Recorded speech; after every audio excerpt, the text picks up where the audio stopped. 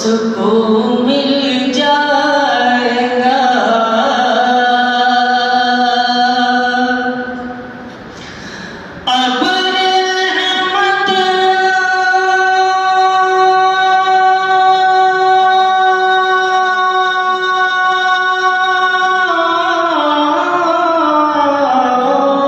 अब रहमत आज बसती में मेरी मेहमान है।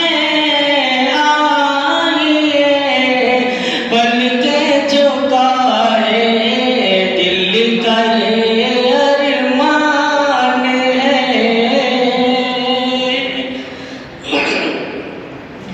है फरिश्ते शाम आने को मेरे घेरे हुए।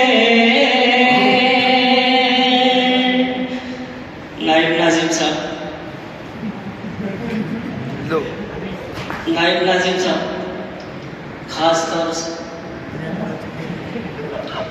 है फरिश्ते शाम आने को मेरे घेरे हुए।